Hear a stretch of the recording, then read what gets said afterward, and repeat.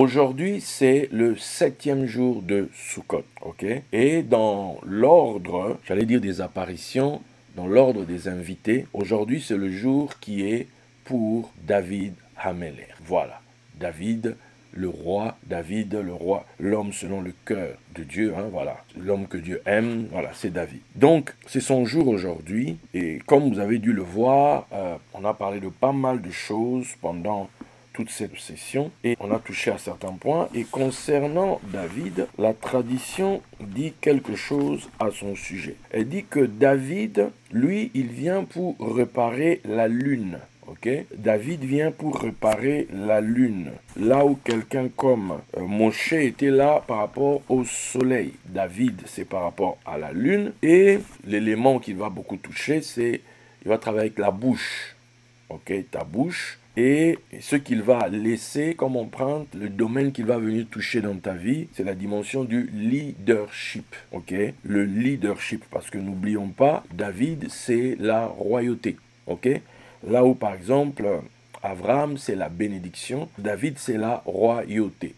Voilà, la royauté, c'est la dimension des leaders. La dimension de ceux qui sont amenés à exercer des responsabilités et à diriger d'autres. Ok, voilà. Ça, c'est David Hameler et c'est son jour. Voilà. Pour le coup, ils viennent toujours à 7. Hein. Ils viennent toujours à 7. Mais voilà, chacun a son jour. Le jour d'aujourd'hui, c'est David Hameler. Focus sur David Hameler. Tous les autres sont là. David, allez, David, courage. Même si aujourd'hui, ils veulent te faire la peau. Même si certains parlent mal de toi. Mais David, courage, c'est ton jour. Voilà. Donc David est reçu. Parce qu'on ne peut pas parler de Sukkot sans parler du 7e jour. Hein. Le 7e jour, c'est un jour spécial en Israël en tout cas. C'est le jour où on fait la cérémonie de puisage de l'eau et de libation d'eau. Voilà, c'est un jour spécial, un jour vraiment extraordinaire. Il y a une joie exceptionnelle, on va puiser. C'est pour ça qu'on dit, vous puiserez de l'eau, source du salut, vous puiserez avec joie. Ok? Maintenant, ce jour se passe au moment de David. Mais maintenant, ce qui est intéressant, c'est que Yeshua aussi, le dernier jour de la fête, dans Jean 7, il va s'écrier et dire que celui qui a soif, qu'il vienne et qu'il boive. Voici des fleuves d'eau vive jailliront de votre sein. Des fleuves d'eau vive vont jaillir. Des fleuves d'eau vive vont jaillir. Wow. Il dit ça quand? Il dit ça le jour, le grand jour de la fête, le dernier jour de la fête de Sukkot. C'est-à-dire aujourd'hui, tu vois. Jean 7, 37. Le dernier jour, le grand jour de la fête, Hosanna Rabbah. Jésus se tenant debout s'écria, si quelqu'un a soif, qu'il vienne à moi et qu'il boive. Attends. Il dit ça le jour où les gens doivent aller, où les gens vont au réservoir de Siloé. Le jour où les gens vont au réservoir de Siloé pour aller puiser l'eau là-bas. Lui maintenant, il leur dit, venez à moi, n'allez pas au réservoir là. Le réservoir n'est qu'une ombre de moi. Puisque le réservoir Siloé là, ça signifie en réalité envoyé. Ça vient de Shalach, ok, en hébreu. Donc, Shiloach, qui vient de Shalach, qui signifie envoyé, ok. C'est de là que vient Shalia, l'envoyé, apôtre, tout ça. Donc, lui maintenant, il dit, venez à moi, ok. Celui qui croit en moi, des fleuves d'eau vive couleront de son sein. Ça signifie quoi? Ça signifie que celui qui croit en moi, des fleuves d'eau vive couleront de son sein, comme dit l'Écriture. Il dit cela de l'Esprit que devaient recevoir ceux qui croiraient en lui, car l'Esprit n'était pas encore, parce que Jésus n'avait pas encore été glorifié. Est-ce que vous voyez ça? Quelque chose qui me tape ici. On lit mal ce texte en fait. Celui qui croit en moi, oui, des fleuves d'eau vive couleront de son sein, comme dit l'Écriture. Comme dit l'Écriture, ce n'est pas celui qui croit en moi. Comme dit l'Écriture, c'est des fleuves d'eau vive couleront de son sein. C'est ça en fait. Des fleuves d'eau vive couleront de son sein. Parce que ici, il est question du texte dans Ézéchiel 47. Il me ramena vers la porte de la maison, et voici de l'eau sortait sous le seuil de la maison, à l'orient, car la face de la maison était à l'orient. L'eau descendait sur le côté droit de la maison. Au midi de l'autel, il me conduisit par le chemin. Voilà. Ça là. L'eau qui venait de la maison et venait à l'extérieur. Cette eau-là, verset 8, il me dit, cette eau coulera vers le district oriental, descendra dans la plaine et entrera dans la mer. Lorsque ce sera jeté dans la mer, les eaux de la mer deviendront saines. Tout être vivant qui se meut vivra. Partout le torrent coulera. Et il y aura une grande quantité de poissons, car là où cette eau arrivera, les eaux deviendront saines et tout vivra partout où parviendra le torrent. Voilà. Voici le fleuve d'eau vive, c'est-à-dire c'est le fleuve qui emmène la vie partout où ça arrive. Et ce fleuve vient de l'intérieur, ça vient du sein, ça vient de l'intérieur de la maison, ok? Donc celui qui croit en lui vivra cette expérience-ci, vivra, verra de lui, celui en qui tu crois, ok? Sortir, l'esprit viendra de lui, l'esprit sortira de lui, voilà, et va pouvoir les abreuver au lieu d'aller de l'autre côté là-bas. Ok? Vous avez compris ce texte? Est-ce que vous avez compris ce texte dans ce que je viens de vous expliquer? Celui qui croit en moi, ça c'est l'action de maintenant. Il se passera un truc, des fleuves d'eau vive couleront de son sein, comme dit l'Écriture. L'Écriture dit ça où? Où est-ce que l'Écriture dit que des fleuves d'eau vive coulent de son sein? Je viens de vous donner le texte, c'est Ézéchiel 47. C'est de ça dont il s'agit en fait. Donc les gens vont vivre Ézéchiel 47 en croyant en lui. Comprenez ça? En croyant en qui? En l'envoyé. Il dit que c'est moi l'envoyé. Croyez en moi l'envoyé et vous allez voir que de moi, des eaux vont sortir. L'esprit va sortir de moi et vous impacter en fait. Voilà. Voilà ce que ce texte signifie. Ce Jean 7, 7 à 38, à 39 par là-bas. Ok? Donc, c'est un jour spécial. C'est un jour où maintenant, il faut savoir faire la différence.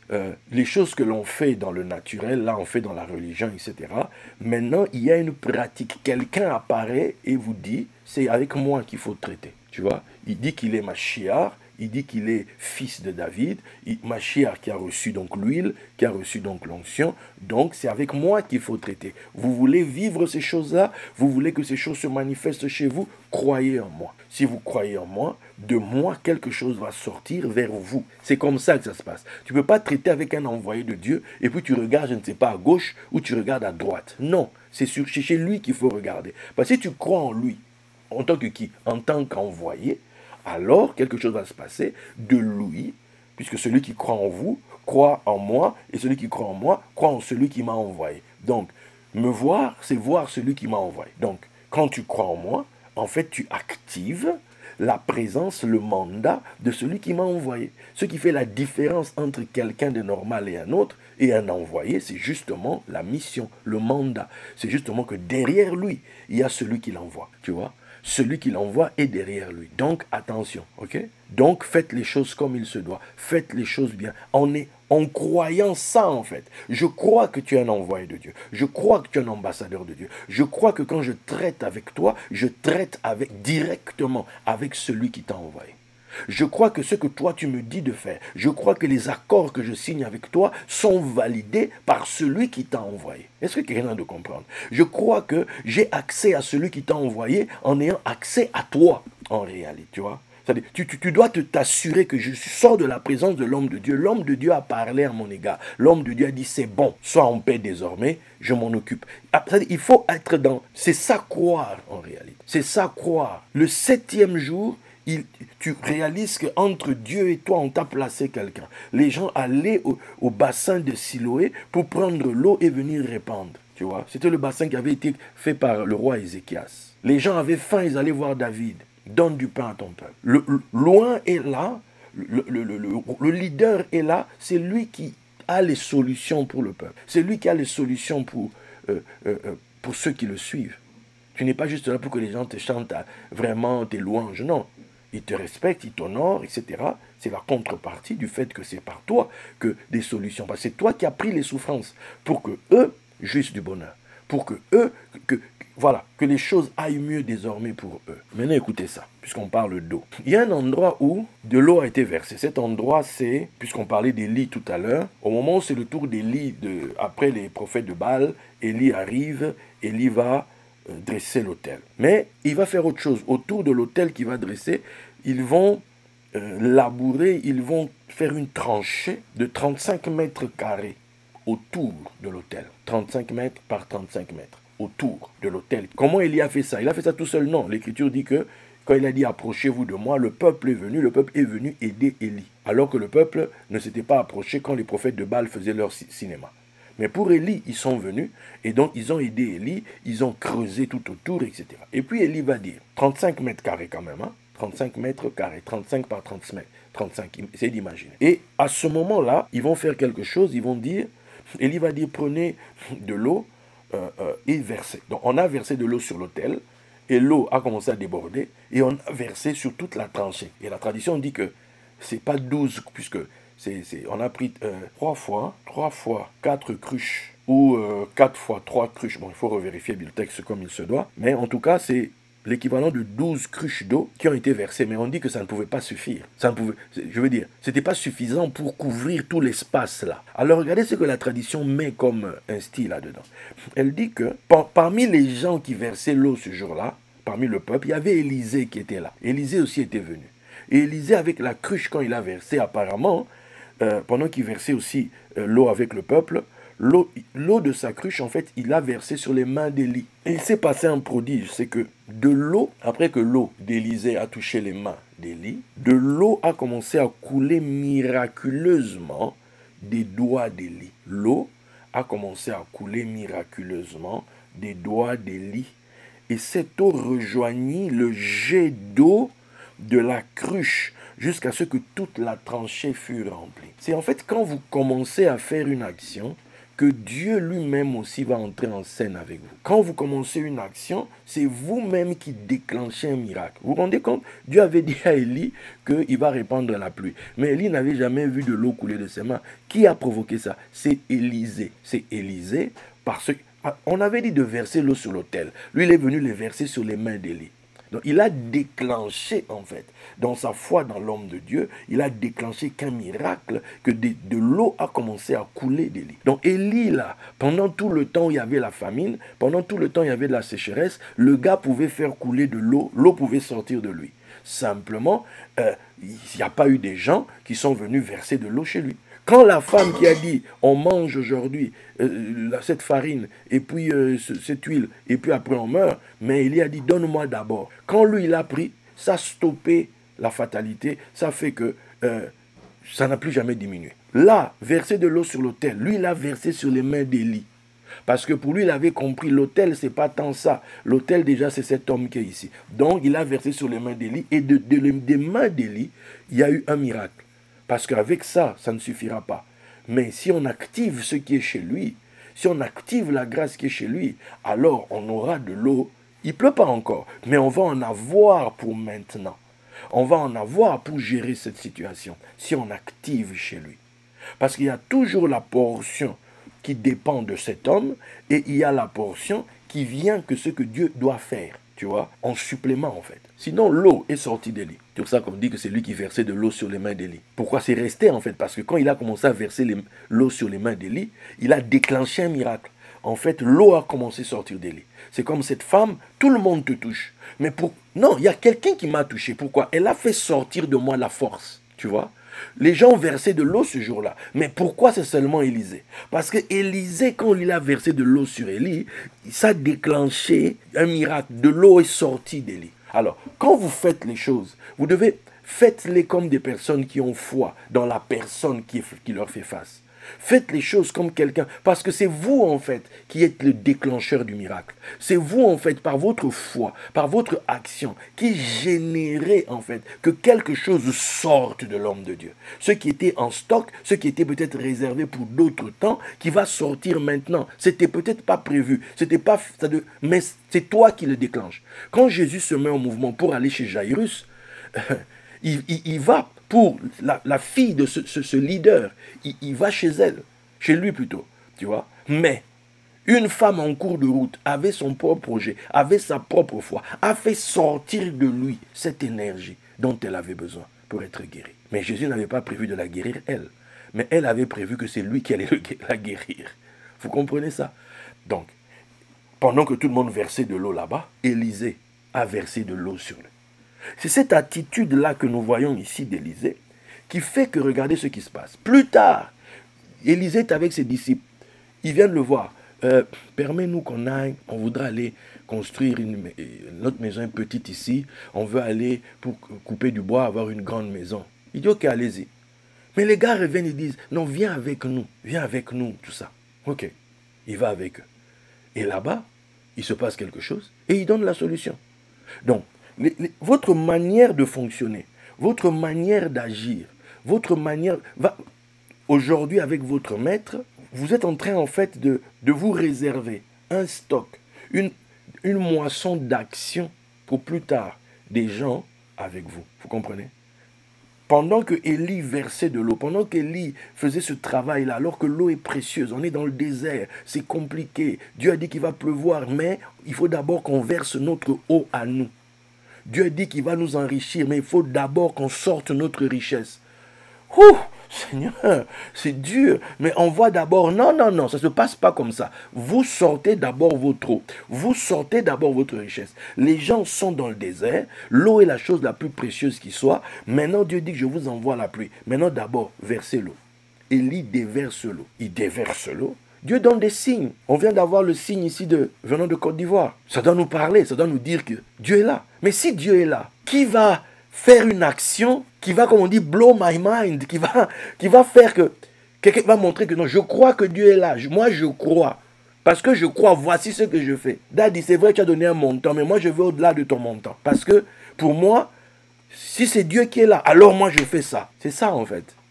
Ce sont des actions comme ça qui déclenchent le miracle. Ce sont des actions comme ça où tu vas au-delà de toi, mais parce que tu as compris un truc.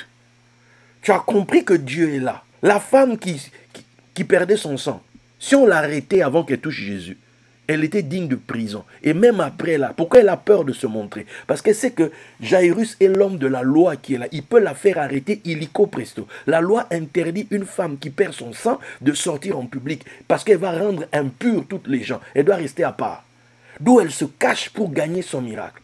D'où Jésus maintenant, pour que cette femme ait son miracle, il faut qu'elle passe au-delà de sa peur. D'où il dit, qui m'a touché? Il faut que cette femme ait suffisamment foi en lui pour se dévoiler. Elle se met en danger en fait. Elle meurt. Déjà, elle sait que là, on va m'arrêter. Elle dit, ta foi t'a sauvé. Rentre chez toi. Parce qu'il est la résurrection et la vie. C'est-à-dire, il y a un moment donné où vous-même vous restez assis, vous vous dites, si c'est Dieu qui est là, si cet homme est réellement ce qu'il dit qu'il est, ok, je sais ce que je vais faire. Et tu le fais parce que tu crois en sa vraie identité. Tu livres la chose à la mort et tu n'es pas là en train de bouder derrière. Moi, j'avais fait ça. Non, tu as fait ça à qui? Tu as fait ça pour Dieu, non? Ok. Tu as cru qu'il était avec Dieu, non? Ok, reste là. Quand la mort va venir, n'aie pas peur. Parce que chez toi, la mort va devenir un gain. C'est ton gain qui vient à toi. À un moment donné, les actions d'Élie, les actions accomplies dans le désert, les actions de foi laissent des traces. Plus tard, dans le désert, des rois sont perdus. On leur dit ici, il y a un prophète. Ici, il y a Élisée. Élisée qui versait de l'eau sur les mains d'Élie. Le fameux Élisée qui avait agi ce jour-là. Le fameux Élisée qui était présent ce jour-là. Où on versait de l'eau dans le désert. Où cette source, il avait fait sortir cette source de son maître. Ce fleuve d'eau était sorti de son maître. Les rois, ils ont dit, c'est lui, allons à lui. La parole de Dieu est avec cet homme. Et effectivement, en allant là-bas, il va leur dire ceci. Il n'y aura ni vent, il n'y aura ni pluie. Mais vous verrez l'eau. Alléluia. Ni vent ni pluie. Il fait allusion à la prière de Sukkot. La prière qui commence aujourd'hui, le 7e jour. On invoque l'Éternel en disant, toi qui fais souffler le vent, toi qui fais tomber la pluie. Et on va l'invoquer comme ça jusqu'à Pessah, tu vois. Il dit, vous ne verrez ni vent, vous ne verrez aucun élément annonciateur. Hein? Aucun élément annonciateur. Il y a du vent, il va pleuvoir, regardez. Et puis ni la pluie, vous verrez même vous verrez rien de tout ça. Mais vous allez avoir l'eau ici demain. Waouh! Vous savez ce que les gens ont fait? On dit le lendemain matin à l'heure de la présentation de l'offrande. L'eau est venue du chemin des dents. Waouh! Pourquoi? Ils étaient en présence de l'homme. L'homme qui avait fait sortir l'eau. L'homme qui avait créé dans le désert une arrivée d'eau miraculeuse au travers de son maître. Ils avaient cet homme-là face à eux. Cet homme savait qu'il fallait seulement croire en l'homme de Dieu pour déclencher un miracle. Il fallait suffisamment croire en l'homme de Dieu pour que l'eau sorte, parce que l'eau sort de son sein. Pas besoin de trucs extérieurs. L'eau va sortir du sein de l'homme de Dieu. L'abondance est à l'intérieur. Elle va sortir à l'extérieur. Il faut que le roi juste parle pour que les choses se fassent. Voilà pourquoi on dit Jésus n'était pas encore glorifié. C'est pour ça que ce n'était pas encore fait. Mais quand il est monté sur son trône, quand maintenant il règne, vous allez voir les effets. Vous allez voir les effets.